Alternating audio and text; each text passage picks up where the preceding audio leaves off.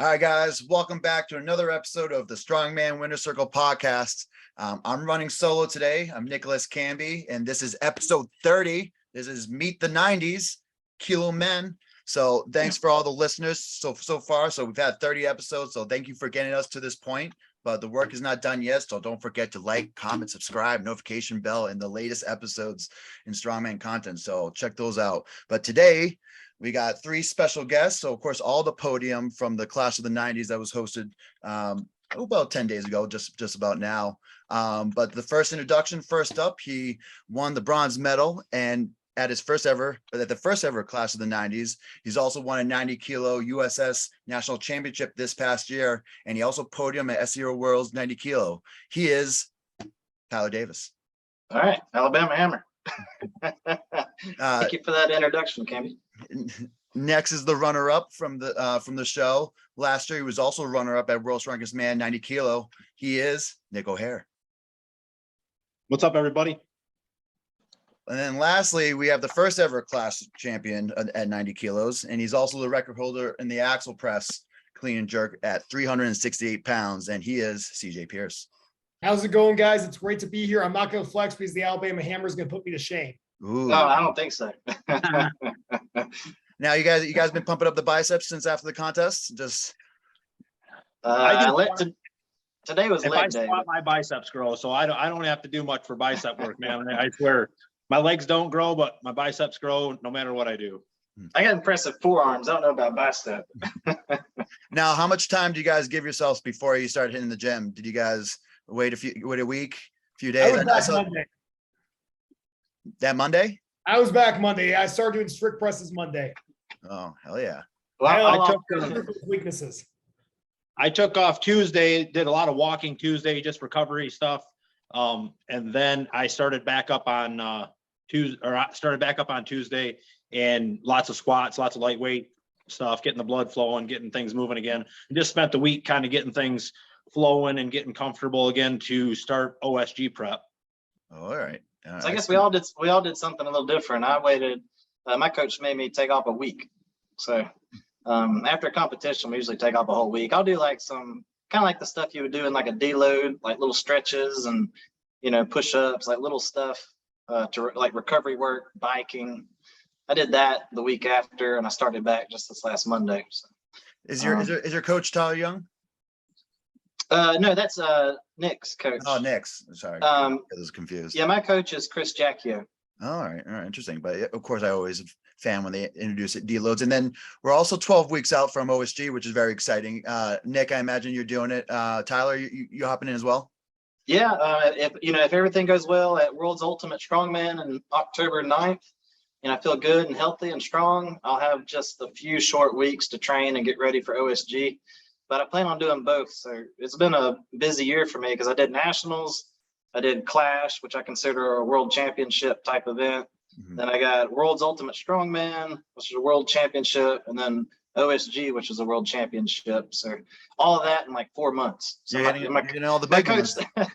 My coach thinks I'm crazy. He's like, I don't condone this, But I was like, that's all the competitions I want to do. It's like I'm there, So. But committed. CJ, are you doing OSG? Are you planning on it? No, I'm getting married in November, so like all my focus is on getting all that stuff set up. But after that, I'm gonna do Clash in Jersey again, try to redeem myself after last year, and so just training hard up until February. All right, so you knocked out some future plans ahead of course, a little head on schedule. But of course, let's rewind a little bit. Let's talk about this Clash 90s. Of course, the first pro show. So overall, of course, you can go like a little bit around the circle, a little around the horn. But how did training go in terms of expectations? Did you guys feel your training went well, or was it you guys ups and downs? But yeah, tell us heading into this past contest. I'll take the start on this one, guys. I had wanted to do national or USS nationals at a higher weight class, and about 8 weeks prior, I actually had an old fall from early in the year.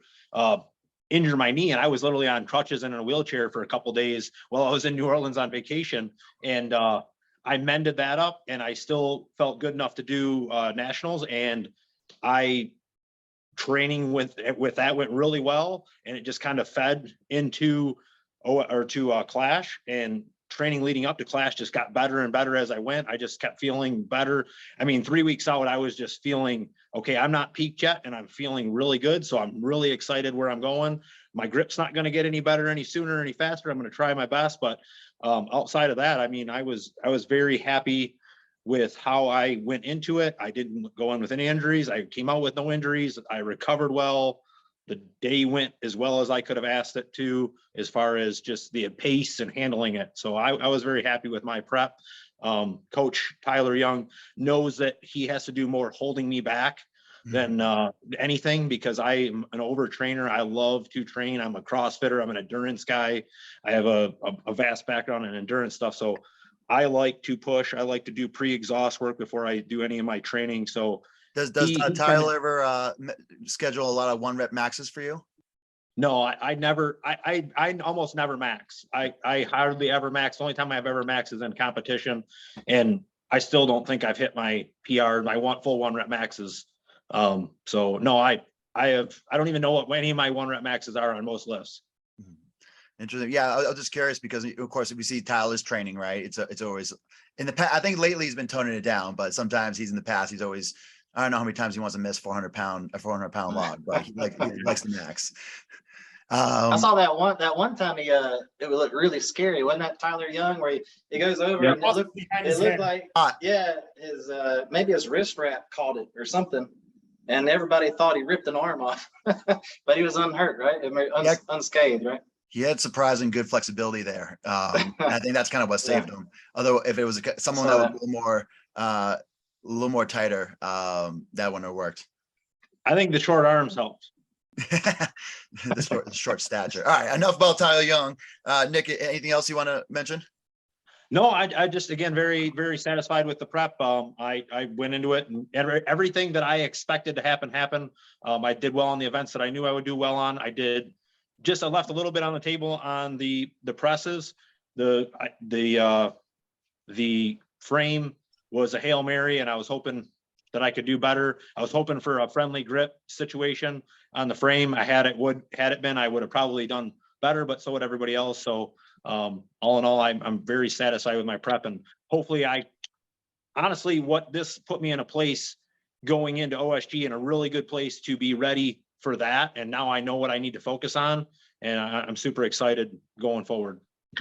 Excellent. But here, Tyler, take it away in terms of your prep and thoughts.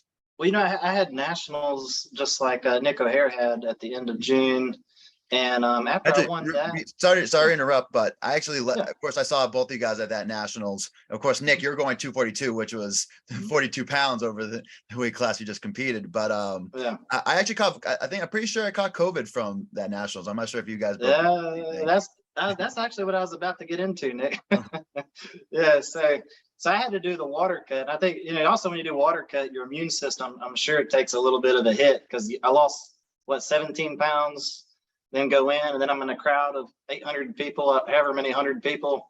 And so, after nationals, I came home and my nose started running. I felt like I had allergies, and I had just a horrible head cold, and I couldn't hear out of my ears, and my joints were hurting for about 3 weeks. So in training, I would just, my coach gave me the program to get ready for Clash.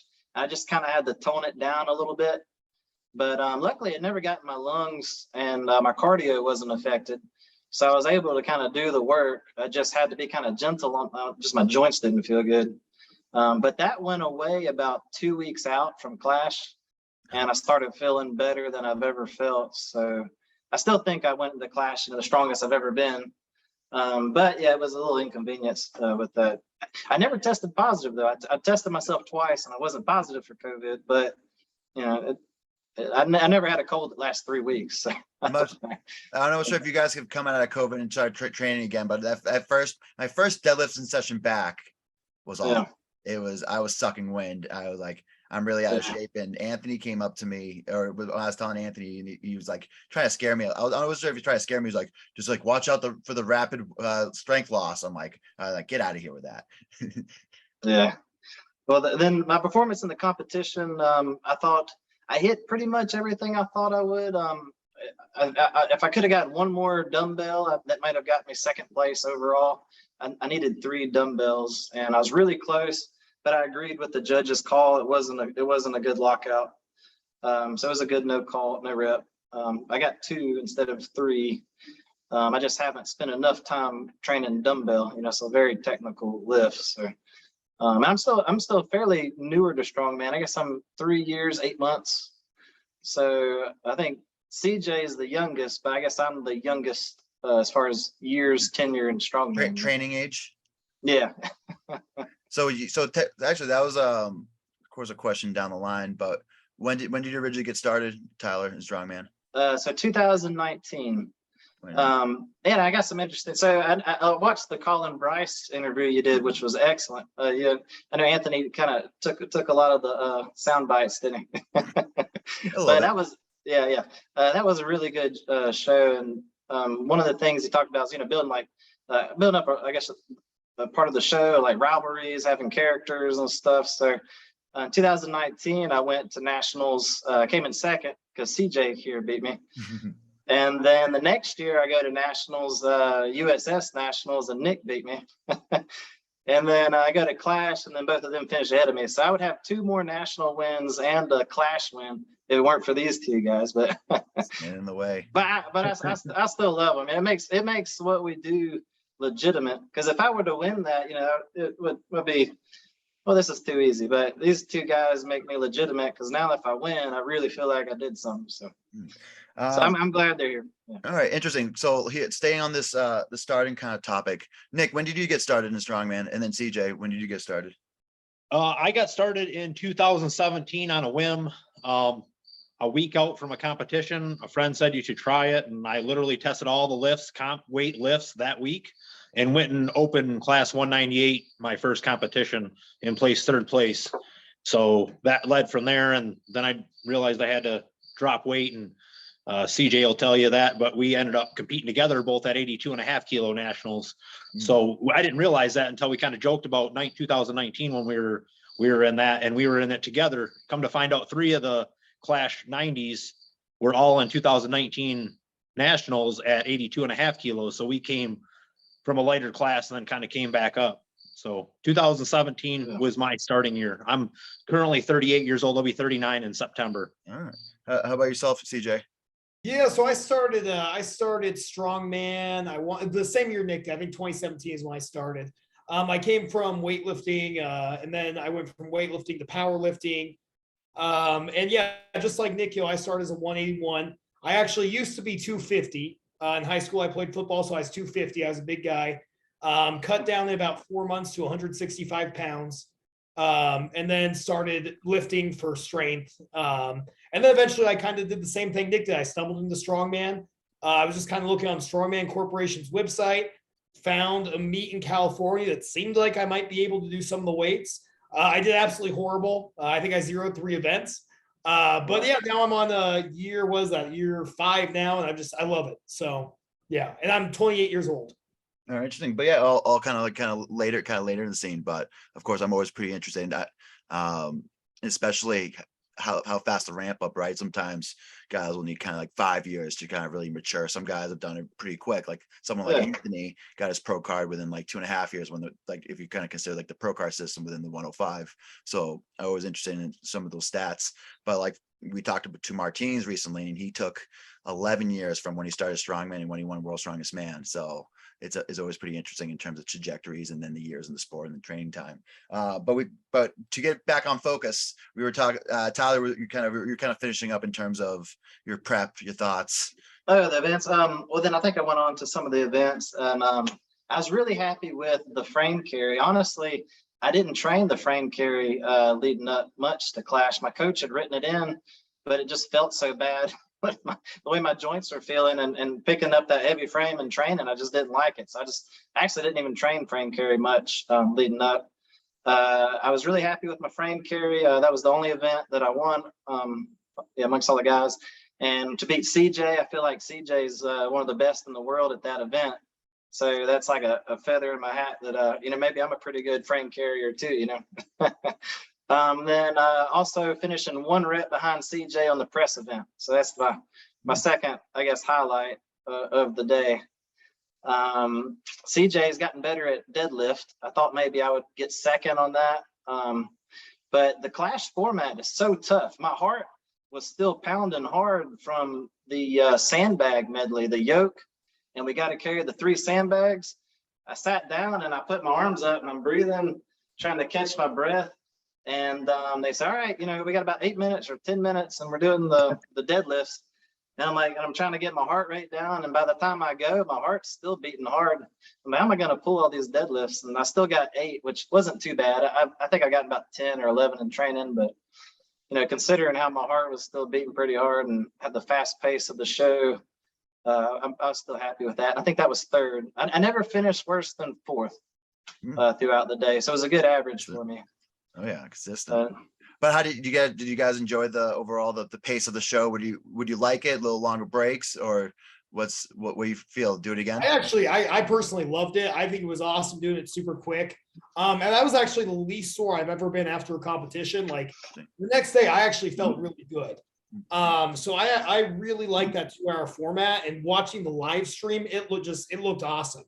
Now, did you guys any part of your training? Did you guys incorporate that? Like, I'm going to do four events within 2 hours, 3 events within an hour and a half. Try to mimic that. So that's basically my training on the regular. I'm, again, a cardio background or an endurance background. That's how I train. Again, Tyler holding me back, but that for me, I kept calling it the 7th event. I felt like that was to my benefit. My endurance training, I was ready. Although I did leave a lot of reps on the table on the deadlifts, which I ended up winning, but I really anticipated I was going to go 20 reps on that. And as Tyler had said about the feeling on that medley prior to that, the strength was there. I was plenty strong enough. I just had no breath left in me to like breathe. So I couldn't, fortunately I didn't need to keep pulling reps, and I'm glad I didn't. I'm glad that kind of worked out that way. But as for the pace, that was awesome. I would do that over and over and over again. It's in my wheelhouse. I can still access a lot of strength. And I talked with coach, and we talked about fatigue management the whole time. Like I pounded fatigue management, how to recuperate so I can get right back into the next lift again. And so I spent a lot of time with that, kind of set my own self up in my own spot in the lay down area there. And I utilize that time to just calm my heart rate, get ready for the next event, get set, and then go. And I actually really enjoyed it. And I think as strongman athletes, I think the 2 things maybe we care about most is, you want to avoid injuries. So no events that are going to cause you to get injured. Now, I like the fast pace because I feel like you never get cold. You're always warm. You're ready for the next event. And then the other thing is we want to put on a good show. We want to have fans. We want our family to enjoy watching it, our friends, and we want the sport to grow. And so I think the fast pace, it achieves both of those things. So I liked it. No, is that motivating for you guys? Like I'm putting on the show, just moving fast, like getting through it. Yeah, when the second event came up, that yoke sandbag medley was what I was looking least forward to the entire day. Love that one. Yeah, so you're normal. I woke up at 7 a.m. and just thought, damn, in a couple hours I have to do that yoke sandbag medley. That was like my first thought when I got out of bed. So yeah, I mean, like I really enjoyed the format. Once the yoke sandbag was over, it was pretty smooth sailing the rest of the day.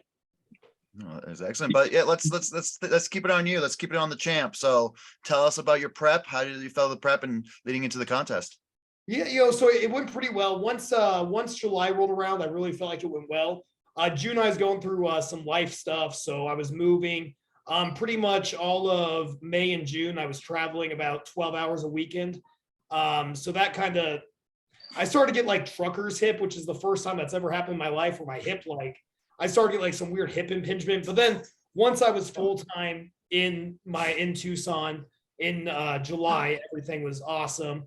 My deadlift coach, CJ Krause, he did a great job with me. I started the prep, I think, pulling that deadlift for 2 reps, and I think I pulled 10 at the competition. Wow. And I think I pulled from 13 once during the entire prep. So he really did a good job with me. He addressed my weaknesses. So overall, I think the show went pretty much how my training went. It went pretty much in line. The overhead ladder, I didn't do quite as well as I thought I would have on. So that was a little disappointing, but everything else I think went really well. Yeah, Tyler got me on the frame carry. which Tyler, I agree with you, dude. You are world class in that event. You were fast, man. Yes. That turn was fast, man. He got you on the turn. That That's turn what- was fast. That's what my coach always emphasizes on the yoke or a frame. You should spit around, don't waste any time, and repick it and head back. Like, so that's why we've always trained it. But Yeah, yeah. And during the comp, it was really nice being next to Nick, especially during that yoke sandbag medley. You guys went for five straight events, Mhm. right? 5 straight Yeah, events. yeah. We got to be next to each other. It was just super motivating because, especially on that yoke sandbag, I knew Nick was going to finish. I was like, all right, dude, you got to finish because you're going right next to him. And if you don't finish, this is going to look horrible. So it was great going next to Nick all day. But it was funny. Some of my friends were texting me like, man, you did great on the deadlift, but so funny because that other guy was just such a stud. I was like, I know, that's actually the best I've ever pulled. That's the crazy thing. No, CJ, that was your wife. That was your fiance that said that, I think. Yeah. And so, it was funny. Hey, It was funny. Nick's nickname is the sexiest 90 kilogram, I think, right? I didn't give Sexiest. myself that name. I didn't give myself that name. Like you didn't give yourself the Alabama camera, but I'll take it. I was gonna say Aaron Foundry Hey. would be upset. The That's best, all the right. best That's why I nicknames love are- it. That's why I love it. I We call don't- him Johnny Sins anyway. We don't give ourselves our nicknames, right? They're knighted to us, Right. So overall, though, bestowed upon us. everything went about to plan, and like I said, I'm just thankful I got to compete with these guys, and the training went really well. So, yeah. Well, congratulations. Now, looking back at it, looking how Nick did the sandbag run, would you guys have shouldered it, you and Tyler? Would you guys done that if you guys, in hindsight? Yeah, I was thinking about doing it. And the night before, Nick had even told me I'm gonna go heaviest to lightest. And for me, a big thing is like, I'm gonna perform the way I trained, and the way I trained it was nice to heaviest. And so for me, I was like, you're not gonna change it the day before. Do what you can. And then when I watched Nick do it, I was like, oh, that makes way too much sense. Come on, man. Like, what were you thinking? But those things always are so apparent in hindsight. Well, Honestly, I think I would have had it. I think I would have been fine either way. I trained it lightest to heaviest, so I wasn't too concerned. However, about 9 months prior, I had done the similar one to about 60 inches, and I did it to shoulder. So I knew how with the similar weights in the same kind of event. So I had already had a little bit of history with that. And like I said, that was my favorite event. That was my number one event. I was looking forward to that Yeah, when event. you more said than that, I anything. knew that I was going against a very sick man when you said that. I was like, your favorite's the yoke sandbag medley. And- I love that. Well, Nick, I did shoulder mine. So I shouldered the 225 and ran with it fine, shouldered the 250 and I walked with it fine. And then by the time I got back to the 275, I went to shoulder it and my muscles just kind of were so fatigued. I just couldn't quite get it up there. Usually, fresh 275 is easy to get on my shoulder and I could go with it. But I was so fatigued that I just couldn't quite get it. So then I just picked it up and just walked with it as far as I could. I think if I would have I think Jim Mitchell beat me by a few feet, by about Yeah. 6 feet or so. That would have been a really nice extra point to have if I would have just carried it to the yoke. Didn't even have to load it. I should have just carried it all the way to the yoke. But Honestly, during prep, I actually was loading a 300-pound bag to shoulder for reps, kind of in prep for that, so that I knew 275 was going to be very, very light to me. I sandbag to shoulder is one of my favorite events. Just so happens to be in a future event, so I'm really looking forward to that one again. But I love sandbag to shoulder or he's talking sandbag. about OSG. Yeah. It's interesting. It just came out of the fold. We didn't really see it that much the last couple of years, and now it's in every show. So it's one of those events that come and go, and we just won't see it for another 3 or 4 years. And maybe Cerberus is next year will happy. be like tire flips. Cerberus is happy. Oh yeah. Yeah. Hey, they are some good sandbags too. That was a big technological improvement versus some of the other stuff I've lifted and put on my shoulder before them. Like the old iron mines. Yeah, those are great sandbags. They were tough, but it's hard to make them where they're not floppy, Yeah, that's true. Yeah. I used to like grabbing the horn though. You just grab the horn and then you only have to shove your one hand on the side of the bag to get it up fast. So Yeah, we have a different nickname for that, but I understand what you say, the horn. what do you call it? I can't say it. Hey, anything goes on the Strongman Winner Circle podcast. So Yeah. So since all you guys have been again successful, and especially in the class series, being in the first 90s Clash. What advice do you have for any U90 strongman looking to make Clash one day? Oh man.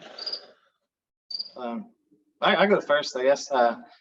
So my advice has always been to be honest. I guess be honest with yourself.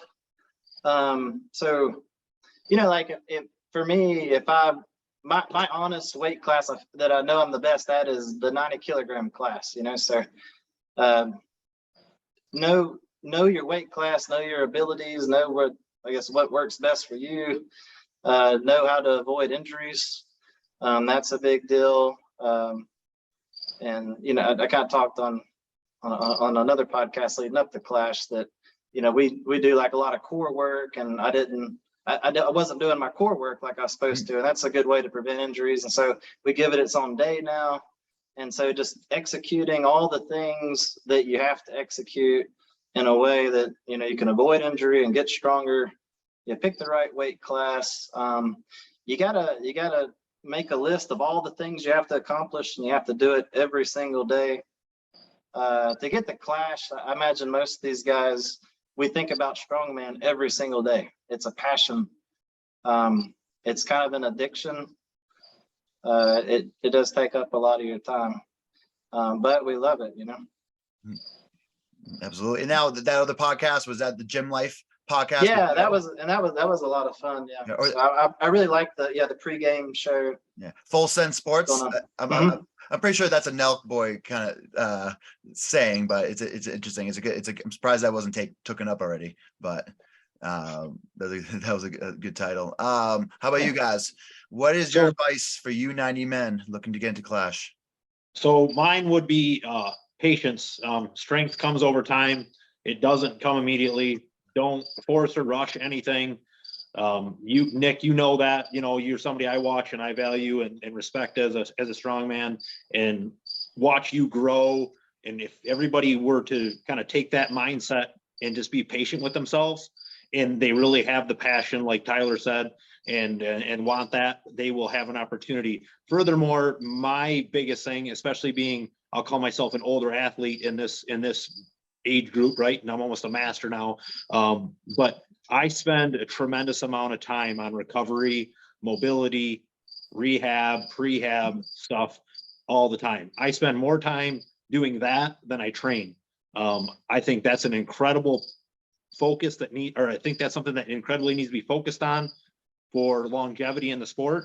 And I think that in order to be at the top, you need to have longevity, and that's through recovery, eating right, sleeping, mobility, rehab, prehab, all those things. If you take those as serious as you do your training and as you do other things in life that are super important to you, you will find yourself creeping towards the top very quickly. So you said how many hours of mobility a week and how many hours of training a week are we talking about? So normally I train 4 days a week, and I train at about 2 hours, 2 hours at a time. So every day and every morning, I spend 35 to 45 minutes in the morning with some sort of mobility work or soft tissue work or yoga or whatever, or actually, even if it's the muscle that I'm going to use that day, say I'm doing presses, I'll do soft tissue work in my shoulder and all that stuff in the morning to feel it out, so that throughout the day, I'm actually testing ranges of motion while I'm at work to make sure everything's opened up. So then when I do get to the gym, okay, this was still impinged, I need to add I do another 20 to 30 minutes prior to my training day of just getting more prepped, getting those muscles warmed up, getting everything activated to be able to prepare for what I'm going to train that day. And then I spend about probably 10 or 12, 15 minutes in the evening before I go to bed, because it actually helps me relax to do some more mobility, soft tissue work, whatever, before I go to bed, just to make sure everything's nice and good, so I don't wake up with any kinks or anything like that, so I can start fresh the next day and do it again. Well, I hope you guys were writing that down, everybody that was listening. How about yourself, CJ? I think the biggest thing that I would tell anyone who's trying to get to a high level show like this, know your weakness. Because the higher up you go, you start going to national level shows, you start going to Clash, maybe you're going to OSG. The higher up you go, the more glaring your weakness becomes. So for me, I guess my best example would be the deadlift. I used to hate train the deadlift because I was bad at it.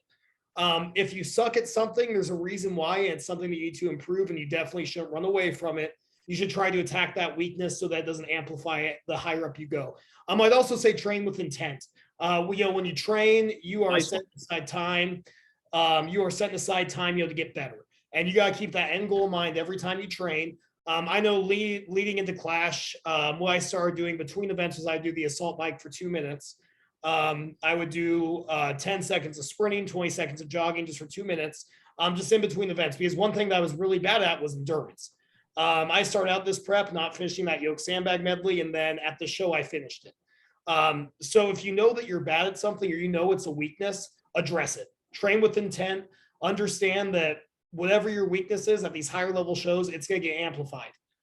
So that would be my best advice to anyone who's looking to kind of move up and start competing at some of these shows. As you get to the higher levels, there's nowhere to hide. There's nowhere to hide is right. And that weakness just gets bigger and bigger and bigger. Hey, I'm training my grip regularly. Like I've amplified my grip game. So there will not be a weakness come OSG time. So I promise that's what mine was. I will not let that happen again. You hit the nail on the head with that one. You know, it really is very broad in that. You should be well-rounded in all aspects, and you will find it will come out really quickly where you're not. I literally lost my points gap to you because of that one event. I got my one more press that I should have had.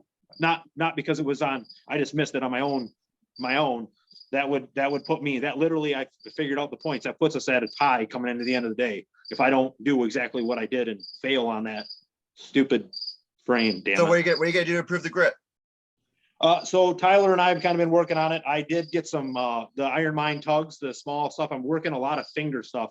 All my grips kind of focused in my false grip in my palm, and that frame doesn't allow that because you know your frame's wide, so it just pulls it right into your fingers. So we're spending a lot of time in my finger training and getting that strong. I kind of reached out to a couple of guys that I respect and are very good grip guys. Mark Bevins, for example, he gave me some tips.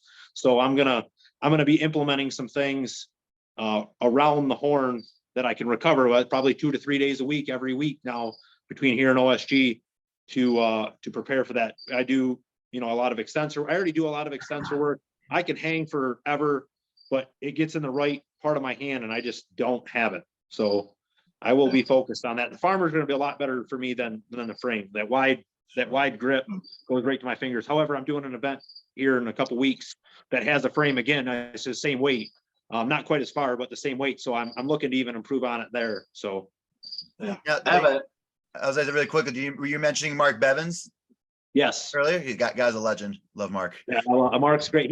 To touch on Mark real quick, and CJ and I had a little together afterwards about sandbags. Mark Bevins, who's taught me how to throw. Everybody knows Mark Bevins knows how to throw. I mean, he can one-handed throw like 60 pounds over I don't know how many feet. It's crazy. His throwing ability, and that's who I learned my throwing from. Just tips and a lot of tricks from him. So Excellent. But yeah, Tyler, sorry to cut you off. sorry. That's okay. I was going to share one quick funny story on grip training. There's a mountain climber that works out in my gym. There's a skinny guy named Charles, and he was out. He's always in the gym like doing grip things and stuff. And so I'm over there getting ready for nationals, and we have to hold what turned out being like a suitcase. It's like 250 pounds in each hand, as long as you can hold it. And so I was back there training it, and he was walking around. I was like, hey, you want to come, try this? And so he picked it up and he held it for, I think, like 1 minute and 30 seconds, which beat like all the national records for middleweight class at the weight I was doing. And he's just a skinny mountain climber guy. And I was like, what made you drop it? Like, what, was your forearms finally burnt out like mine does? And he's like, no, it's like my shoulder muscles gave out. I was like, that's not what gives out. My shoulders I can hold it all day with my shoulders. It's my grip, So he didn't even give up because of his grip. If he would develop his shoulder muscles, he probably could have held it on even longer, So he's so that's my grip consultant is the the gym mountain climber. So you can look into Fingers. that. Yeah, Everything in their fingers. Yeah, they hang on those. Yeah. If their grip gives out, they fall to their death. So. Ironically, I actually almost tried out for Ninja Warrior because I had extremely good grip, but I also didn't weigh 215 pounds then when I was doing it. I could do everything Yeah, Body now we're more like sumo warrior, you know. Yeah. We're getting a little too big for that ninja stuff. Nick, did you ever listen to our podcast with Mac Roche? He's a American Ninja Warrior repeat guy, and he does all the Spartan race, elite Spartan races. He's been on like the Broken Skull Ranch with Stone Cold. Yep. He loves that scene. But I don't know that guy, but I honestly, that's kind of a lot of stuff that I followed. I was very big into. I did a lot of, like, I ran 2 Tough Mudders in the same day. I did a million obstacle course races. I did the Spartan races. I've done them all and many times in the same day and all that stuff too. So that's a lot of my background comes from that. But I didn't see that podcast, but I will check it out for sure. Yeah, that's a good one with Mr. Mac. So everybody check it out. So before we get to the kind of like the rapid fire and the fan questions, I do have one pretty interesting question that kind of came up in terms of kind of pretty specific to the 90 kilo class. So I'm not sure if you guys follow him. He's an English strongman. His name is Shane Germain. He goes like the MTS systems. I think he came out with something today saying that you need to be a different breed of athlete for like a 90 kilo man instead of compared to the open class. You can't just be statically strong, be good at Olympic lifting, CrossFit jumps, muscle ups.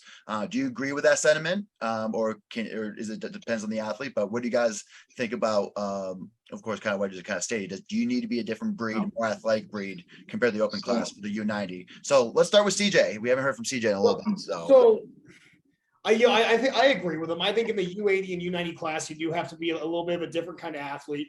You can't be just be statically strong because so many of the events, especially in these lighter weight classes, are going to be determined by speed. You saw Nick beat me on the yoke sandbag medley. Why? Because he's faster and he's in better cardiovascular shape. So I do agree with it. I think if you're just statically strong as a U90 or a U80, you're going to run into a lot of issues because there's so many fast athletes. There are so many athletes that have great endurance, and those guys aren't dropping as many points in the stack events as the static, monster type of dudes are when it comes to moving events. So I do agree in that sense. Now, do I think though that some of these guys who are great at stack lifts, do I think that they can't do cool things? No, I think that they can do awesome things. We'll probably, we'll have U80s pulling 800, whatever, like awesome stuff. Now, will they win shows with it? I don't know, right? You got to be well-rounded to be a U80, U90 athlete. So in that sense, I agree with it. Excellent. Mr. Nick or Mr. Tyler, when you guys? Tyler, go first. I'll go last. Yeah, I have an interesting, I guess, a good thought on this because I've thought of this before. So when you look at like Big Z or a lot of the heavyweights, when they do their log press, they roll it up, they turn it into an incline press kind of, and they just press it up. Well, for them, they can keep slathering on more muscle, they can build up that back to make it look like a giant. But for us, we're limited. I don't want to get much above 215, 220 pounds at the most. So I can't just keep adding on muscle to my back. If I want to keep that weight ratio, then I'll have to give up muscle in my ass or like in my legs. I don't know, somewhere else. So it's kind of like we're almost like an odd bodybuilder because you have to pick and choose what you want to develop and be strong. Maybe we don't need big calves or something like that. So I may not work out calves and make them all big and swole because I'm trying to, I'd rather have my traps be bigger or something else. Or if I'm weak on, or like Nick wants to work on his forearms or something like that. So I guess with the weight classes, it is different. Because you can't just add more muscle and turn it into an incline press. You got to be more technically savvy. CJ probably has one of the best technical log presses I've seen because he's so good at the jerk. I haven't really quite mastered the jerk. Mine's still a push press. So I've been building up my shoulders and everything. But now I'm heavier up top of my shoulders. Maybe I gave up something on my lower back. Now my deadlift suffers. So, Tyler, that's a really good point you just brought up. I guess that's one way that I didn't think of it, but it's almost like we're a compensatory class, right? We have to think about what do we really need and what are we willing to sacrifice to improve that weakness. It's sorry, go ahead. It's like, I would say it's like a functional bodybuilding, it's you're bodybuilding, not just for aesthetics, but you're bodybuilding to achieve certain strengths and lifts. And the heavyweight classes don't have to do that. They can just be, they can be just massive and just keep adding on that muscle make their gains, you know. Yeah, they can just beef up. So there's difference. 10,000 definitely calories and then be like Brian Shaw crying through his meals. Yeah. The So bigger, fun. the better, you know. So I definitely want to touch on this one. As I'm a CrossFit level 1 trainer, I have a CrossFit background, so I'm familiar with Olympic lifting and all that stuff. In my opinion, coming into Strongman, it's what put me up there faster than most guys. I went from open class right to going to nationals, from nationals and going to competing at OSG as an 80 kilo, and then taking a year to go to 90 and all that. I completely blame it all on my ability to be extremely explosive and athletic. My static strength is built over time. That's patience. Static strength takes patience. And I've finally made up that difference, but I still made it a point to maintain my explosive ability. I watched the video that you talked about today from Shane. I love MTS. I think he's a phenomenal. I want to compete against him someday because I think he's just an amazing, amazing athlete. But I think he hit the nail on the head with that one. That one really resonated with me and my background and where I come from. And I think, again, I'm using my age as kind of a tool, but I think that's why I'm able to stay where I'm at, because I access my body in more ways, but again, spend that time with recovery to be able to do what we do. So being the guy that won the medley at OSG last year, being the guy that won the medley at Clash this year as the older guy, to me is a huge part of that is from CrossFit, is from endurance, is from being super well-rounded in just all modalities of fitness. You know, I enjoy that aspect. And I think that is a large part of what 80 and 90 kilo guys need to keep in mind if they want to do that. Even 105s, you're seeing a lot of it in the 105 class. These athletic guys are able to push the envelope and really do well. And like Tyler said, you know, you got a guy that, CJ said that will do really well on a deadlift, or they'll press the world, and yet you do any sort of moving event and they can't go. And I think that makes you fluctuate in the points, kind of like I did on the frame carry. But anyways, that you need to be well-rounded. In order to be well-rounded, you have to be explosive. You have to have good cardiovascular system. You need to think about all aspects of your body in order to be top performance at this weight class. Great answer. To dissect a little bit of kind of what Shane said, do you have to do muscle ups? Like, do you have to be doing handstand walks at a U90, U80, maybe 105? I do muscle ups. Whenever I get a chance to do muscle ups, I usually do them on the rings. I can do them on a bar too, but I do them just because I always want to keep them in there. I always, you know, I can do kipping and I can do chest to bar, and I don't very terrible at handstand walks. I'm pretty decent presser, but handstand, I don't do well upside down. I do lots of pull-ups, but I don't typically do the muscle ups. Muscle ups, haven't done one of those in a long time. No, I think it comes down to that train with focus, right? If you feel as an athlete, you didn't answer the question. Can you muscle up? Oh, can I muscle? That was your question? Yeah. Oh, hell no. I don't think so. I don't think I can do it. Hell no. No, I'm like Nick. I'm not sure. Like Nick's head like handstand push-up fear. That's my muscle up fear. I'm gonna hit my head on the bar or something. I can't do a muscle up. Of course, Mr. Furman, he's a big muscle up guy. Same got some. Oh, of course. Like Dan Woods. Yeah. Or not Dan Woods. That's a good friend of mine. Dan Hughes. He's a big muscle up kind of fanatic. So I was curious, but let's start with some fan questions. So we'll do a little bit kind of rapid fire. You guys can choose to hop in, hop out, whoever wants to take it. But the first part is actually not a question, but more of a request for Tyler. He says, go see your zookeeper training partner. Say that again. This is a request from one of your friends to say he's a training partner and he's a zookeeper and he wants you to go to the zoo and go see him. Oh yeah, world's strongest zoologist. That's what I call him. Yeah, you guys can go wrestle. He's awesome. Yeah, he's yeah, he works the it's Jared Eichner. Yeah, he's an awesome dude. He works the kangaroo exhibit and the sloths and everything. So I call him world's strongest zoologist. Yeah. So I need to bring my kids over there. I'm sure he can give them a special treat with seeing petting animal. He says the sloths are actually really dangerous because I guess if they bite you or like scratch you, they have like lots of germs, kind of like a cat, I guess. You know, so Interesting. So I always thought the sloths were pretty cool. So, but Yeah, anyway, me too. It's kind of sad. fuck sloth. You're welcome. You're welcome. There goes that. All right. I saved your life, probably. All right, boys. Who is one sponsor you guys wish you had? Oof. Any sponsor? Jimmy John's. I like Jimmy John's a Oh, I lot. got it. Red bands. I've been wearing the same pair of red bands for 8 years. My knee sleeves have become my elbow sleeves. I'd love to do a pair of red bands at some point. Good answer. Oh man, I don't know. I don't know how to answer that. I recently got a meat sponsor, so that's pretty exciting. So I got food, and that's the biggest part of Strongman. So I'm pretty excited for that. But man, maybe like Delta, because the travel is what gets me.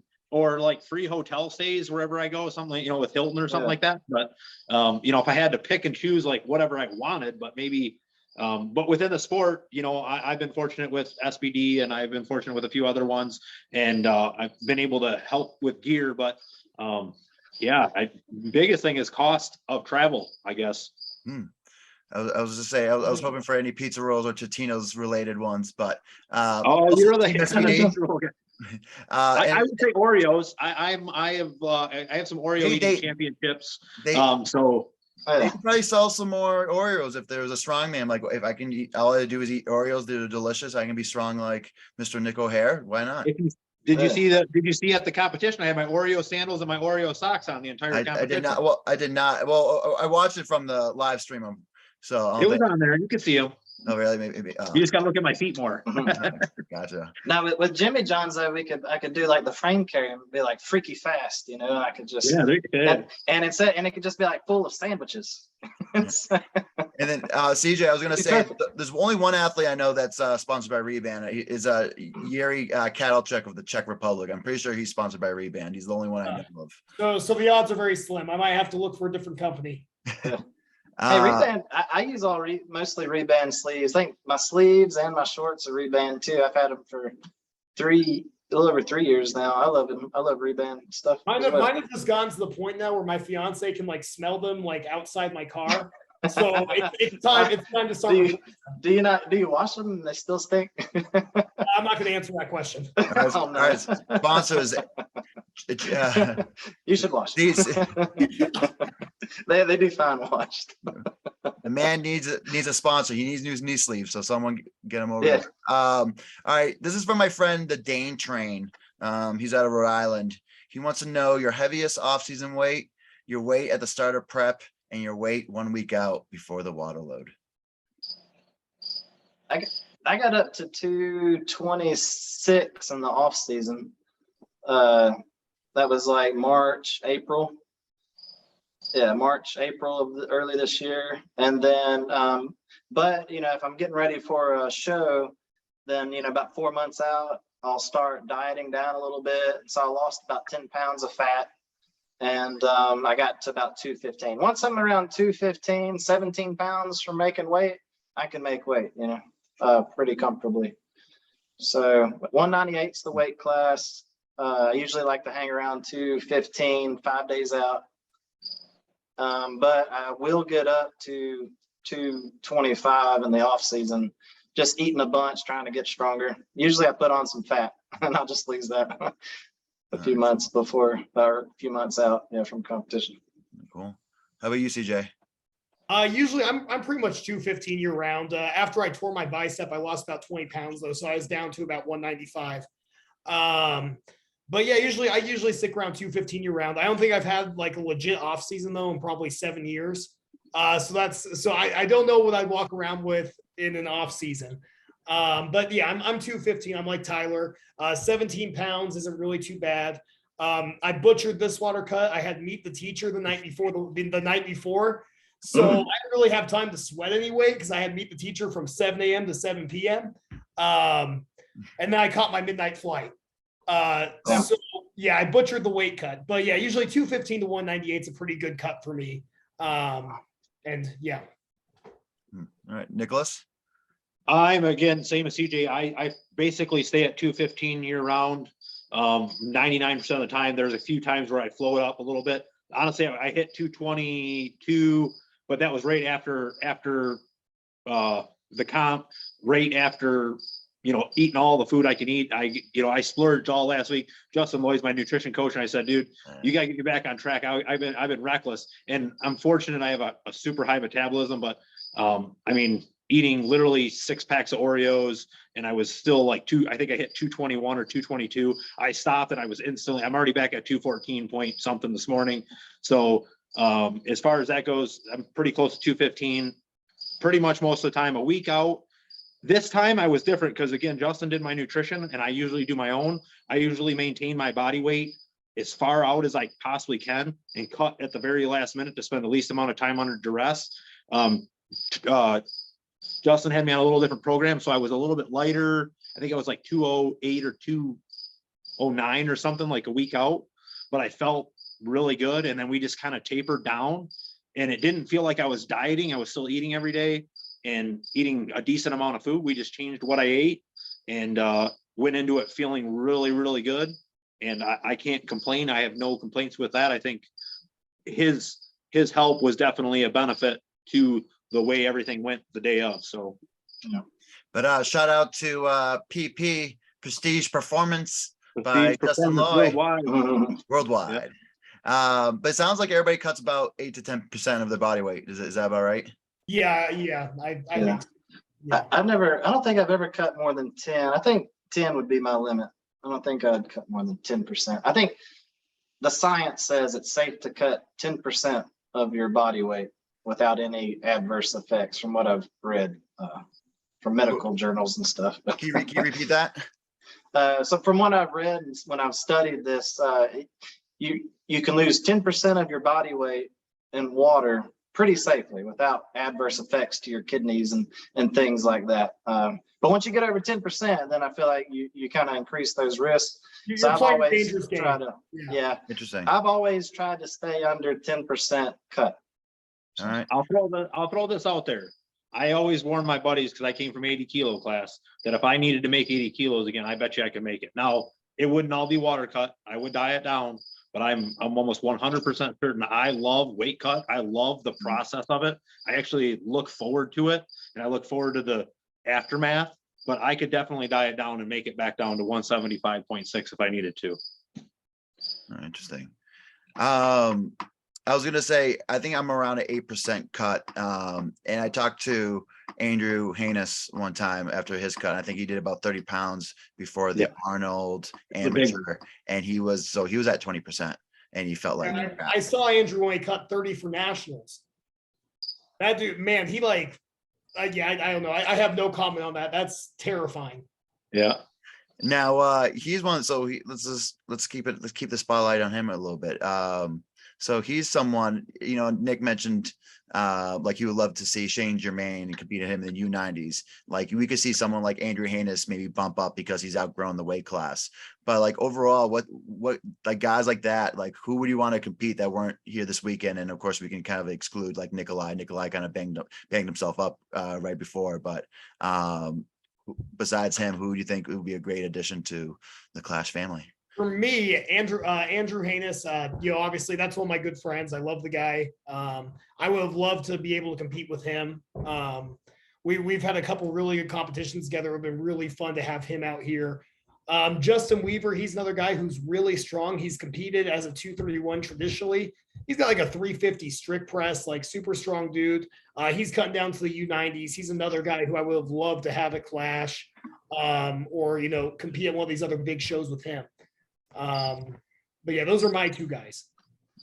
Cool. How about yourself, Tyler? Who you calling out? Who you calling out? I've made some friends in Finland, like Marcus Lane.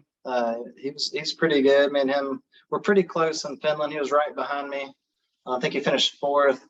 There was one guy over there who was really good. His name was Mario Sealed. I think it's how you say his last name. Who Mario is, I'm sure. They call him Super Mario. He's from Estonia. Really? And he used to be a heavyweight, and then he did like 231, and he was good at both of those classes. But I think for health reasons, he wanted to keep losing weight to be healthy, and then he came all the way down to 90 kilogram class, and he's over. I think he's like 6 foot, 6'1". He's pretty tall for our class. Very But good he was, presser. yeah, he on the Viking press, he beat all the 90s and he beat all the 105 guys. It would be very interesting to see how he would do in a clash contest with the fast pace. My suspicions would be wouldn't be quite as good. I don't think he would be able to keep up. I would like to see maybe him at OSG might be a little better for him in his wheelhouse. I don't know, because there's a Viking press this year at OSG too, and he's really good at that. And I'm sure he would be good at most of those events. So, he's one of the better guys that I've only competed, against one time. Mario Sealed. There's some new guys that I've been kind of researching a little bit for World's Ultimate Strongman that I've never competed against. That look like they could be pretty good. There's a guy named Simon Peplinski from Poland who I competed with. Competed with him, and he's won some championships over there. He's going to be at World's Ultimate Strongman that I'm doing in October. But it'd be fun to bring, a few of those guys over. So that's what, when I go to World's Ultimate Strongman, so I need Nick and CJ to root for me because, if I win, then they know they're the best in the world, right? They want me to beat y'all want me to beat all those European guys. So we know we're top 3. It's a nice roster. I was looking at some of the rosters, pretty diverse, but usually the Polish guys are pretty strong, especially if they're regular competitor. They're usually top notch. They'll be in those finals. Yeah, it's funny. I don't like to generalize, but it does seem for some reason when Polish guys show up, they always are strong. Absolutely, of course, great influences like Mariusz Pudzianowski and Kilski. Yes, it's part of their DNA and their history. So, Nicholas, who are you calling out? Coming up guy, Richard Panganaban. He is his abilities are crazy and he's so raw and new. He's just going to grow. I know he's not big in stature, but he is strong as can be. And he's somebody that I'll even say I'm a little bit nervous about when he comes up and he starts destroying people. As far as the other guys go, I would like to see the guys that were on the roster that everybody could have made it. Lee Osment, who's an excellent presser, amazing presser. There's a couple other guys that were from other countries. Luke, of course, Aaron, and those guys, Mike Gonzalez, some of those guys would have been great because they have really good resumes, and it would have been nice to see them there and be able to compete with those guys. But I'm looking forward to the opportunity to compete against Nagaramu. I think that will be a huge one. Shane, those guys that and guys like Tyler said, that are world-class athletes, and it's just a matter of getting all in the same place at the same time and competing. With that being said, competing with Tyler now multiple times and now CJ, gosh, it's going to be like that little camaraderie we had amongst us three, and just the humbleness and the fun that we had and just pushing each other.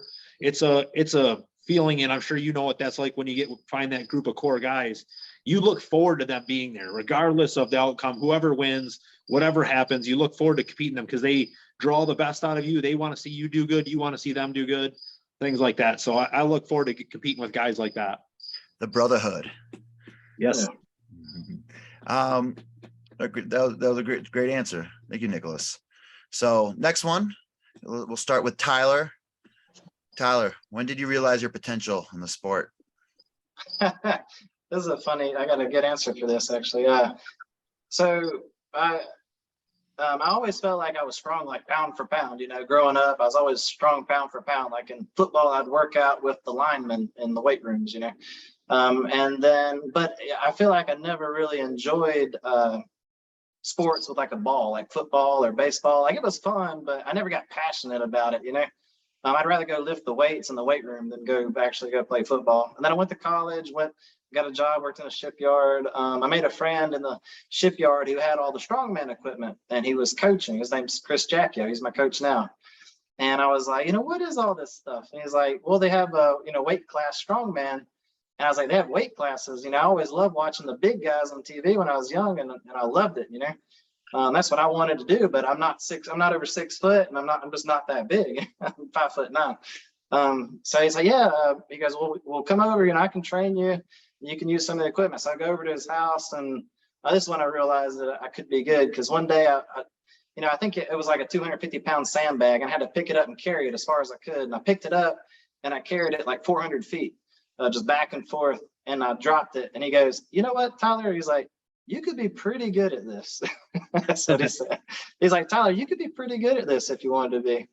That day, like right when you Yeah, first yeah. came to Cousins? After maybe that was like the second time training at his house, and he's a very serious person, no bullshit type person. And for it to come out of his mouth, I was like, it must be true. Hmm. And we took it real serious. I got a coach from the very beginning. He trained me. We set out 3 months before my first competition, and then first competition, I did novice first competition, and it was like a 250-pound bodybuilder and a 250-pound power lifter. And the power lifter could bench press over 500 pounds, and the bodybuilder was just jacked. He was huge, and I was like 184 pounds, just completely natural. And I go up, and I'm like, "How am I going to beat these guys? They're huge, And he goes, "Well, if they haven't been training strongman like we have," he's like, "We'll see." And I ended up beating both of them. And I carried that sandbag like 400 feet in the competition. And they carried it like, I think 150 feet or something like that. And I think I beat both of them I tied one on the axle. I think the bodybuilder, me and him tied on the axle press. And then I beat him on the keg, like how high you can throw it, like pick up a keg and put it over a bar. And so after those two things, I guess I kind of got hooked. I was like, let's see how far I can take this. I've never been passionate about something, and I never put 100% effort into something. Can I be world class at something? So, That's when you got the strongman bug. How about yourself, Yeah. CJ? That's when you got the strongman bug. oh yeah. How about yourself, CJ? For me, so I originally was doing powerlifting. This won't surprise anyone. I'm a terrible bench presser. Like, we're talking garbage. I was at the gym one day. I saw someone, do a split jerk. So I was like, here, I'm going to try this. I ended up hitting a 300-pound overhead before I hit a 300-pound bench that day. Yeah. So that's why I realized, you know what, man, maybe look for a sport where you don't have to bench. So Yeah, working those chest muscles. yeah, so there was this old guy. We used to train in a storage unit, and this old guy told me, "Have you ever considered doing something like strongman?" I was like, "Okay, well, what's strongman?" So he kind of introduced me to that. And it kind of sat in the back of my head for a couple of years. I did powerlifting, and then of course, I signed up for that first comp, and my best event was the overhead. I was like, okay, maybe that old guy was onto something. It wasn't just heat delirium from training in a storage unit in Tucson, Arizona. So that was probably the day where I realized I had some potential in something. I just didn't know what it was just yet, because I didn't know what would exactly, transfer over to. Yeah. Yeah. Now, so like, for instance, but was it so of course you touched it, you hit that 300-pound jerk for the first time, but like, from then point, did you see yourself where you are today, like winning these shows, like breaking axle records? Like, when did you realize, like, I could be top class, number one, no one can mess with me, CJ Pierce? Well, I think for me, I always knew I would get there. I always pride, I have a lot of pride in my work ethic. I always thought that I would get there. I didn't start out very good at the sport. I struggled a lot. I zeroed lots of events. If there's any new guys listening to this and you zero an event, there's no shame in it. You just got to keep pushing forward and put your head down and keep working. Because my first year of strongman, I probably zeroed more events than I actually completed, which is crazy to think about now. But I always knew that I could be good if I just kept working hard enough. So it was a day by day kind of thing, not like a one contest one day where it all clicked. Yeah, exactly. It was one of those things where I was like, you're going to be good someday, but you're going to have to keep working. If you want to be good, you're just going to have to keep working, and you can't give up. The second you give up, that's the day that's going to stop. So I didn't start out very good, but I just also never gave up. I was resilient. I kept trying until, I became better and better and better over time. Hey, quick question, CJ, how far into it did you get a coach? I'm just curious. This is actually the first coach I've worked with. Mm. So yeah, so my experience is a little different. Like, I started off with 5 wins in a row, went to nationals and came in second. Because at the very beginning, 3 months out, before my first competition, I was training all the lifts to prepare me for that competition. So maybe if people want to shave off a few years, go ahead and get you an experienced coach and take it seriously. You'll avoid injuries. You'll do the right exercises. And maybe, imagine where you could have been. I guess if you had a coach from the very beginning, he would have given you like 4 more years of advancement. I think one of the things too, especially with me, I think that I think it was good for me because I had to be humbled. I think it was good for me to get a little bit of a humbling the first couple of years. I got my butt kicked. I think it was good for me. It was just like playing sports in high school, though. I was, the 5'8" kid who bulked up to 250 to be able to play high school football because he wasn't the best. He just had to keep working until he was better. So I think it was good for me. But I agree with you. If you want to shave a couple of years off that transition period, you don't want to struggle as much as I did.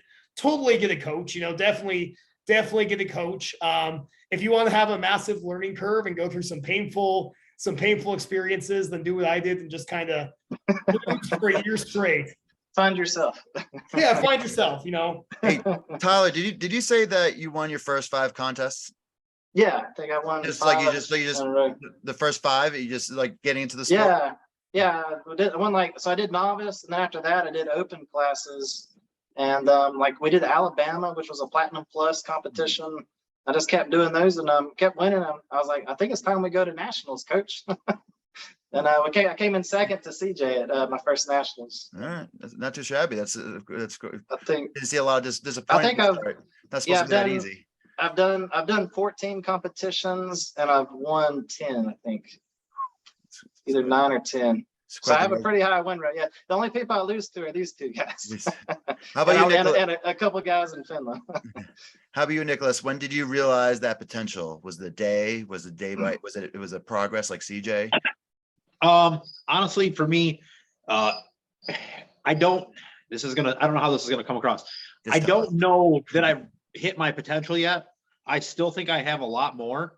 I really do. And one of the points where I won nationals last year, and I was not satisfied with my result, and I knew I had a lot more to give. And then we focused on OSG. I actually went to Finland with Tyler and zeroed my best 2 events, just no reason at all. I don't even know what happened. Just totally, and came back and did a local show and did really well. And then, the focus was OSG. And honestly, going into OSG, I've told this story to a few people, but I told Tyler, my coach, that I'm not worried about day 3. I want to make day 3. That's the goal. But we're only going to train for days 1 and 2. And I basically, other than dynamic work with the sandbag toss, I didn't train stones but one time for that whole entire prep. And lo and behold, I made day 3 tied for first place. And it still hasn't really resonated or set in with me that I was hitting everything the way that I know that I should be able to. And I still think I left things on the table at Clash. So I'm still not satisfied with where I'm at, but I don't know if I don't want that to come across as as bad, because I really think that my love for the sport, I'm going to continue to grow, and I want to grow. So I don't know what it is. I don't know what that point is where, yes, I think I've got it. I've hit that point. I've hit that stride, or I'm right there. I'm what I want. I'm just not satisfied yet. And I don't mean that in a bad way. I mean that in I guess I've won things and I've never been really satisfied with winning. I've always wanted a little bit more out of myself. Just because I guess that's my mentality. So I was going to say, just like Will Ferrell and Blades of Glory, that's why he was such a great figure skater, because he was never satisfied, and that was his curse. Yeah, I don't think it's a bad thing. I gotta realize that I'm trying to, eventually hopefully one day I'm gonna be old enough to realize it's okay to be where I'm at. I think that lack of that lack of complacency, right? You always want to do a little better is also part of the reason why you're where you're at. You've never been complacent with where you are. You've always wanted to improve. I think that's part of what we all kind of share, is that we all kind of share that same lack of satisfaction no matter what we do, right? We think, well, what could I have done to, do even a little better? So I don't think that's a bad thing at all, Nick. I think that's an attribute that I really admire. And I think you kind of have to do it in order to keep up with the times, right? You could be good for 2022, but the same level you are at in 2027 could be a whole different, because the scene gets better, everybody else around you gets better. So you always have to keep improving. So you always have to be hungry and never satisfied. and that's honestly, that's an aspect I kind of carry in my life. I kind of carry my relationship with my wife, with my relationship with my kids. I always want to find a way to be better than what I am right now. So it's not just, it's just kind of a part of me. I mean, it's part of, I think a lot of guys, like CJ said, you know, from that aspect, but it's kind of my being. I'm like, I got to learn how to be happy with some things, and that's okay. But I also never really satisfied. So I gotta work on that in some aspects. Absolutely. Which it's kind of like, well, I want to be thought of like I'm one of the greatest, I guess, 90 kilogram strength athletes of all time. And for me to do that, I have to, you have to podium at Clash, at Strongman Champions League, at World's Ultimate Strongman, at OSG, at USS Nationals, at SC Nationals. Now they're adding it to the Arnold. And if you can finish, and ideally you win all, it'd be 7 competitions, the biggest ones I know of for our class. If you could win all those, and nobody could say anything. You've done what you could to go against the very best. But my aspiration right now is just the podium at all those. That's my goal. Maybe after that, after I do that, I probably won't be happy. I'll probably want to go back and try to win the ones I didn't win too. After that. The bucket list gets longer, right? The bucket list, you just keep adding things to it. It just Yeah. Well, of the 7, I've podiumed at 4 so far. Both the different nationals, Clash, and Strongman Champions League. So if I can get World's Ultimate Strongman and OSG this year, I'll have 6. I think first Arnold starts in the spring. So. I think so. Yeah. And then you get in front of so many different organizations, which is a big piece. But of course, let's move on. I had a fun question, but Anthony decided, of course, unfortunately, it was Wi-Fi and technical difficulties. But besides Anthony and myself, who are the most overrated strongman in the scene? Oh shoot! Overrated in which aspect? In general, who in the last 10 years, who are some of the most overrated strongmen? Okay, we'll stick with strongmen in the scene. Oh my, we have to. Campy, how about you answer that one first? How about you take the lead? I always like Let's pick on. I always like to pick on Oberst. That's what I. Okay, so that was gonna be my mistake. scapegoat. I was gonna pick on Oberst because now we have to pick someone else. I shouldn't let Campy go first. Never mind. Yeah. Pick the person who has the biggest social media following and the least amount of achievements, and that's your person. Yeah, I need like 5 minutes. Let me check my social. Gosh, that's such a hard question. We probably could pick on Tyler Young. He's just like, everybody thinks he's cool for failing those 400-pound logs, but he needs to hit it one of these times. Right? Hey, I'm gonna stick up for him. He's the lightest guy in that class all the time. He comes in underrated every time. He's a little guy. He's hanging with the big dogs. My favorite thing I think he's ever said was he's like, yeah, I eat unhealthy all the time. And I'm like, around a contest, I'm not going to change the way. I don't want to shock my body with good food. I got to keep things consistent, just like training, just in competition. That's one of my favorite. I'll throw one out there that I've kind of like noticed too. And I think they're really trying to push him because of his stature, but like Gav Bilton to me is like a guy that kind of fits that Oberst kind of line. And I think he's a great guy. And he's always got a smile. And I think he's, that's all good, but he just kind of plays a part. I mean, he went and he competed. I think he competed at a smaller comp and he still finished like 6th place, and he's at World's Strongest Man competing, you know what I mean? Or they're trying to get him out there on some of these bigger shows. But I think it's just because of his following, his stature and all that stuff. And the Viper sunglasses he's been wearing, they call him Big Sexy. Yeah. What for in general, if it's a strongman or just training or just in life, what grinds your gears? Lying. What grinds your gears? What lying, cheating. Oh, lying and cheating. Lying and cheating, man. I can't stand it. I can't handle that. I don't like it when people don't do what they say they're gonna do. I guess even if something happens and it becomes a huge inconvenience for me to do something that I said I was gonna do, I still do it, even no matter how bad the inconvenience. If it's possible for me to do it, just because I feel like that's the honorable thing to do, and people can rely on you. So yeah, I don't like it when people I guess in general, don't do what they say they're gonna do. Which, like if I program something for somebody and then they end up doing their own thing that day, like, that's kind of the same thing. I hope they're listening. Yeah. I can definitely echo what Nick said. Lying and cheating drives me nuts. I'll add one though. If you can't accept losing or you can't accept defeat, that drives me nuts too. Because I'm like, man, we're such a small community. Just be happy. Just be happy. You know, like I get it. Losing sucks, but at the same time, shake the guy's hand. He beat you. He was the better man that day. So I can't handle sore losers. That's one thing I can't handle. And then the other thing that I can't handle right now is the presses out of the rack that don't emulate the presses after the clean position. So it's driving me nuts just because I've watched all the OSG qualifier videos. And these guys with super high elbows of a barbell split jerky. I'm like, tell me when you're getting in position like that for a strongman lift. And that's been grinding my gears a little bit, but I've kept my mouth shut and up until now. But that's probably another one that's got. That's a good one. That's one that like right in the strongman alley.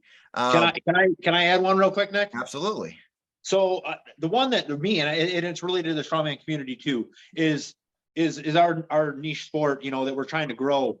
People really need to take a step back and look at it and really support what they want to see grow. I think that if we could do that, I think this sport could be CrossFit. And some people might not want that, but man, CrossFit did it. And I was a CrossFitter and you drank the Kool-Aid and you were part of the community and everybody talked about CrossFit every minute of every day, all the time. That's all I talked about. And now look what it's at. You know, these guys are making 330 grand for competing, you know, at one competition that in all the money and all the sponsorships and all the things that come with that. And I think that strongman has all of the potential in the world to do that. If people were willing to not look at things in a way to find a way to throw shade at it, or I don't like that, so I'm going to be, you know, bitch about it and piss and moan about it. Just enjoy it. Let people thrive. Let people have fun. Let people be excited. Who cares what organization you compete in? Who cares who's whatever it is, whatever they say, they're the best. This guy's the greatest. This guy's got the greatest roster. There's the best people over here and over there. That's fine. Everybody has a right to their opinion. And at the end of the day, when we see those people come back, if it's all good, it's all good. And you know, sponsors are more able or probable to come to our sport and give to us and help us grow because they see how fun it is, how exciting it is, how we want to give back to it, how we buy all these Clash. You know, I'm buying every Clash one, even the ones I can't watch. I'll come back and watch them later. The live streams through ADL, live streams through other things, you know, the Shaw Classic and everything else. Those little things really add up. And I really, pertinent to strongman, I really just wish everybody would just get on the same page and get off their high horse and quit bitching about stuff just to bitch about. Chad Coy at the Shaw Classic, he's a terrible judge and he did this. He called the same standards the whole damn day. He did a great job. I'm sure they went over this and it wasn't just Chad's choice to call the rules the way he called them. He did a phenomenal job. I thought it was great. Of course, somebody finds a way to bitch and piss and moan about it. And I guess you can tell it rubbed me the wrong way. Hey, just to play a little devil's advocate on that. Sometimes when I see like the bitching and moaning, I'm kind of like, yeah, we're growing because that's what people do with all these other big sports. You know, at least they care enough to bitch and moan about it. Good. Yeah, the drama's good. I can reason with that. But I mean, we just always find a way to slow ourselves down. We kind of start to get going, and then we find a way to hurt ourselves, you know, in a bigger way. Yeah. We build it all for ourselves. Yeah, we get in our own way for sure. Do we need to make some sort of strongman Kool-Aid for everybody to hop on? Is that whatever the CrossFitters drink, I guess? Yeah. No kidding, right? Yeah, I think it will get there. I think just the sense of communities, and I think it starts at the local level. So yep. And like what in the Colin Bryce, when I listen to that podcast, he likes to build the characters, you know. So I need CJ and Nick to not get injured, and we need to just keep having the three of us finishing consistently towards the top. Y'all let me win one next time, and we'll go back and forth. We'll race Anthony to Rigby events. We'll sell Anthony Rigby events, each year. And then Yeah, let me pick the events in my favor. And then one of us has to go full heel. We'll start talking trash about the other. That's But that's what I think part of it is building, okay, well, in the 90s group, these are the top guys, and seeing us return every year, and then have some people that pull for me or pull for Nick, pull for CJ, and build that sport just like any other sport. And like Colin was saying, it's kind of part of sport is not Pick something you want to be good brag at. too much, but like showboat a little bit and say, yeah, I'm the best, but which is okay. Excellent. I'm a very humble person by nature, and I like to give lots of credit to other guys. But so one of the, of course, we're kind of getting on with 90 minutes, which is great. We're busting out a lot of information out. So in terms of getting started in strongman, so prior to getting started in strongman, so I asked Martins this, but in your opinion, is starting in other disciplines better for strongman than just starting in strongman? Go ahead, Nick. Sorry, Nick, you go ahead. You go first. With the goal of ending up in strongman? Yes. Oh, So for instance, Martin said that he was a wrestler and he played football, but wrestling gave him that edge, gave him that kind of intensity that he needed to bring into the sport of strongman. So other sports, or so you think they can get to a top level just weightlifting and focusing on strongman? Maybe there's a multitude of sports that would benefit you to do prior to strongman that will escalate that process a little bit faster when you come to it. My background is MMA. I fought as far as almost a pro as MMA and CrossFit and obstacle course racing and a lot of different just individual sports. I think those all benefit me now. Not everybody's going to take that path, but if you wanted to do those things, it's not going to hurt you. It's only going to be a year or two or whatever time you invest in it. And if you enjoy it, that's fine. If you find that you want to go to strongman, then that's fine too. There's a lot of sports that will breed you into strongman, and strength takes time. So if you can build a good base, again, my coaching motto is the wider the base, the taller the peak. So if you can build a good base through other modalities, and then eventually you find yourself back in strongman, you're going to thrive. You're going to grow. You're going to do well. Olympic lifting, CrossFit, fighting, anything like that. Yeah. But I agree, with a lot of with what Nick's saying. But yeah, you have to, like I said earlier, you have to be honest with yourself is a big thing to learn too. So if you think, well, I'm going to go play some football but your ultimate goal is I want to do strongman because that's what I'm really passionate about, you're probably not going to put 100% effort into the football, so you should just do what you're passionate about. And if you're passionate about strongman, then from the very beginning, you're going to grow and you're going to get better. But if you're going to stick yourself in wrestling or something, thinking that's going to make you a better strongman, I don't think that's going to work. I think you can't. Passion is the hardest. Passion is the one thing as a coach I can't give people. It's like you can motivate, you can teach discipline, but passion is like the pinnacle. It's the hardest thing to achieve. If you have passion, everything falls in place because you don't need discipline or motivation because you're going to go to the gym and do what you need to do because this is your life. So, anyway, to be honest with yourself and just do what you're passionate about is my advice. Well said. Yeah, I definitely agree with a little bit of what Tyler said and a little bit of what Nick said. I think, I look back on my journey. Everyone's journey is completely different.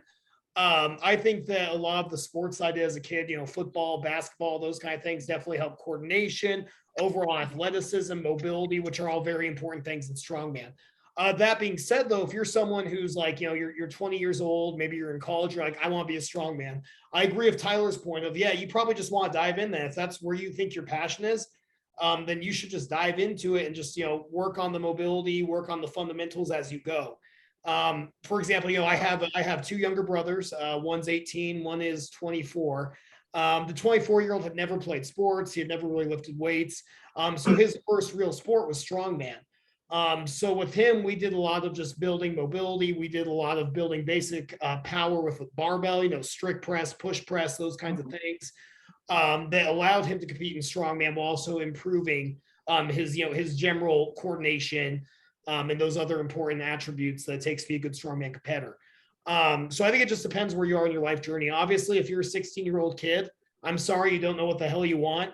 Go play as many sports as you can. You like Martins, go wrestle. You know, if it was my kid, they'd be playing soccer, football, t-ball. They'd be doing all the sports that I figured out, you know, what stuck. So I think it just depends on where you are in your life journey. Yeah, well said, man. Well said. All right, a couple more questions. Anybody have ever done a max Turkish get up? That was one of your fan questions. Was how much? I did it with I did like the rogue style thing with the barbell. So not necessarily, I've done a 106-pound kettlebell before, but I've done as high as 185 pounds with a barbell. Not too shabby. That's a pretty good one. And then I'm Googling what this looks like. I think I've done that with like a small child. Oh, you're like looking it up? Like one of my kids. Yeah. so you start from the ground, like lying down, you roll over. Take a Oh, step. that thing. Oh yeah, then hell no. go. Hell no, I'm not doing that. The Turkish get up's a regular part of my programming. It's a common in deloads or on comeback weeks and stuff like that. I think I implement it, you know, often in my programming as well to other people. I think it's a definite functional movement. It builds a lot of stability and coordination to be able to do so. Excellent. Wouldn't So I was like, go ahead, Tyler. I just said I wouldn't doubt it. I think that they probably have to have you got a lot of hip strength, don't you, for those deadlifts? I think I feel like that would be something that would be required to be able to move up off the floor with, I don't know. Just trying to visualize what muscles. It's a full body movement. You use every part of your body in that one. That's why Nick probably has all those small core muscles when he takes off his shirt.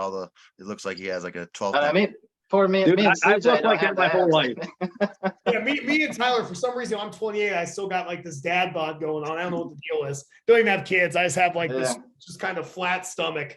I can have like muscles ripping everywhere, but I still don't have a six pack. Exactly. Ridiculous. So let's stick with Tyler. So Tyler, where can people find you if they want to know more about you? I use Instagrams where I post most of my stuff. Mobtown Strongman, Tyler Davis, Alabama Hammer, and I have a strongman team, strong crew. You can see the flag made an emblem here, and we have a kind of a support group where if we have resources, we can help each other out. Like if you got something coming up in a competition, you need a certain implement, you know, you got like a team of people. Oh yeah, I know a gym that has that. We help with that. When we go to competitions, we go out to eat together and have a good time. And we share training advice, all that kind of stuff. So I'd encourage more people to make teams. Just go make a cool looking logo and find a bunch of big group of friends that do this and form teams and have when we go to these competitions, have a team show up that represent their guild or their strongman family. And it's a lot of fun. So I'd like to see more of that. I like the strongman teams. Just kind of like I like to call the guys up here for Massachusetts, the mass monsters. So yeah, leading up Michael Connor, leading up the pack because he's just he's wise as a bus. I know a good artist. If you need it, you need to make a cool looking logo and just go ahead and form your team, man. Mass monsters. I like it. How about you, Nicholas? Where can people find you, and who do you want to plug? You want to plug anybody? Or plug anything? So I train alone up in the tip of the thumb in Michigan. So I as far as training around people, it takes me a couple hours to get to most people to train with. We do have a group of us that are the strong men of the thumb, if you will, but we're kind of spread out. It's kind of funny, but we do the same thing like Tyler saying, you know, hey, I need this piece of equipment and just borrow and loan pieces of equipment. But I'm pretty secluded. You will see me. I'm as Tyler is too, and he didn't mention it, but trying to promote strongman competitions. We kind of both recently got into that, so we're both enjoying that process and really doing some, I think, new style stuff that the sport will thrive off of and grow off of. Both of us have, as far as Instagram goes, O'Hare Nick Strongman. Trying to get to that 1,000 mark. You know, I'm not super cool and I don't know how to, I'm old, so I don't know how to make cool posts. Nick Myers just taught me how to make reels, and I made a reel, and in like 3 hours I got like 400 likes on it, and I'm like, wow, this actually works. Reels. All the kids are on the reels these days. I didn't know what that was, so I learned that, but I'm trying to get better on my social media. I'm on, Facebook as well, just my name, Nick O'Hare. As far as plugs, I got to give a shout out to Grade A Performance coach, Tyler Young, and him competing this weekend, along with, Richard P is competing this weekend. So some guys, some of my teammates from my coaching team are at it. I got a shout out to a couple of my clients that I'm excited for competing here shortly and at nationals. And I'm really hoping for a super heavyweight pro card. I think the guy has a ton of potential and is coming leaps and bounds, and he's kind of a flying under the radar guy. So I'm looking forward to that stuff coming up with some of those guys. But anybody wants anything as far as coaching goes, you guys kind of heard throughout the podcast what my thoughts are as far as recovery, rehab. My angle is accessing power within what you already have. I think a lot of people are much stronger than what they realize they are now, because they're limited through mobility, limited through their body's ability, and not knowing how to move properly. So I like to access that from that standpoint. So I spend a lot of time with my clients doing that. But just appreciate the opportunity to be on the show. Thank you. Absolutely. And then Mr. CJ, where can people find you if they want to learn more? Yeah, well, I'm CJPU90 on Instagram. I'm always willing to talk strongman. If you have a question, I'm always willing to answer. If you have criticism, I'm always willing to listen. But otherwise, I do write a blog, Missing Biceps in Stone. I even wrote an article about my bicep surgery and my recovery from it. I've had a lot of people who have asked for that article. So it's in my Instagram profile. If you guys like reading, I try to post, once a week. I really try to post. I love writing. But yeah, I gotta give a shout to the guys I train with in Tucson at the Evolve Gym. And yeah, just thanks for having me on the show, man. It's been a ton of fun. It's good seeing Nick and Tyler again. It's only been like 10 days. I already missed these dudes. So yeah, it's been on. And we have a good 80s show to watch, right? 80s Clash of the 80s. Yeah, on Saturday, really quickly, who's your winner? I'm picking Tommy. Well, I'm biased with the odd object shirt, right? I'm wearing, but I'm picking Tommy. Well, my favorite is Jeremy Shell, because that's I coach Jeremy Shell, and he's come a long way. Super proud of him. He had a bicep injury, and CJ, I know CJ gave him some advice, and man, he's recovered super quick. But we really babied it for a long time, and after he got post 16 weeks out, and then we finally, start putting some heavy sandbags to shoulder, start picking up some heavy things again. He'll do good on the car deadlift and the axle press. We didn't get to work a whole lot of the stones because of the bicep, but he's my favorite. So, he's my guy, so I'm going to go with him. All right. What do you guys think? Do you have any suggestions? Because we looked into it? So yeah, I'm looking at Richard Panganaban. I'm looking at Tommy Lovell, and I think CJ's got some potential, but man, that is one of the deepest clashes I've ever seen. If you look at those Europeans and the deadlift ability and some of these guys that they have, I think you're going to see a lot of point stealing. With that being said, CJ Pierce, Luke Davies, and myself tomorrow night, we're doing a prediction show that will be out prior to Clash. We actually just talked to Gym Life, and they're going to produce it for us, and we're going to get that out as soon as we can. So we're just doing a fun little group of guys. We want to grow the sport. We like to bullshit about strongman, talk about strongman. So we want to do something and give back a little bit.